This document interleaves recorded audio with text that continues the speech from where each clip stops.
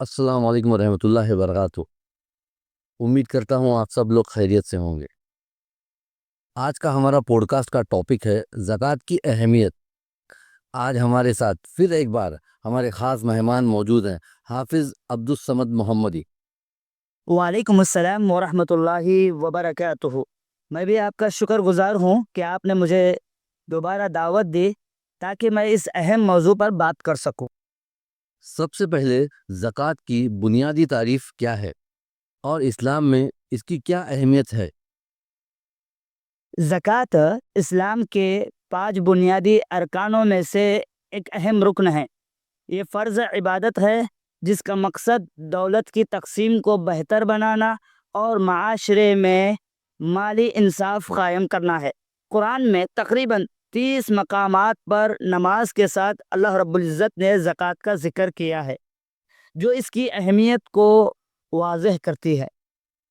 کیا زکوٰۃ ہر مسلمان پر فرض ہے یا اس کے کچھ شرائط ہیں؟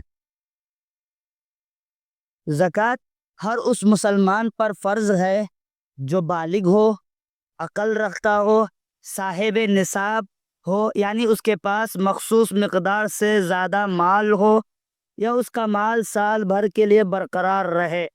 نصاب کی مقدار سونے اور چاندی کے حساب سے مختلف ہوتی ہے، جو ہم اگلے پوڈ کاسٹ میں اس کے متعلق تفصیل سے بات کریں گے۔ زکوٰۃ کا حساب کیسے لگایا جاتا ہے؟ زکوٰۃ کا نصاب یہ ہے، اگر سونا ہے، اگر کسی کے پاس 7.5 تولہ یعنی 87.48 گرام یا اس سے زیادہ سونا ہو، چاندی اگر کسی کے پاس 52.5 تولہ چاندی ہو، 612.36 گرام چاندی ہو، نقد رقم اور کاروباری مال اگر یہ چاندی کے نصاب کے برابر ہو یا اس سے زیادہ ہو، زکوٰۃ کا حساب اس مال پر 2.5% نکال کر کیا جاتا ہے جو سال بھر محفوظ رہا ہو۔ کیا زکوٰۃ کسی کو بھی دی جا سکتی ہے یا اس کے لیے شرعی حدود ہیں؟ قرآن میں اللہ رب العزت نے 8 اقسام کے لوگ بتائے ہیں جو زکوٰۃ کے حقیقی مستحق ہے۔ سورہ توبہ آیت نمبر 60 میں اللہ رب العالمین نے سب سے پہلے فقیر کا ذکر کیا جو زکوٰۃ کا مستحق ہے، دوسرا مسکین جو زکوٰۃ کا مستحق ہے، زکوٰۃ کے کاموں پر معمور افراد یہ لوگ بھی زکوٰۃ کے مستحق ہے، نو مسلم جو مالی مدد کا محتاج ہو وہ بھی زکوٰۃ کا مستحق ہے، غلاموں کی آزادی کے لیے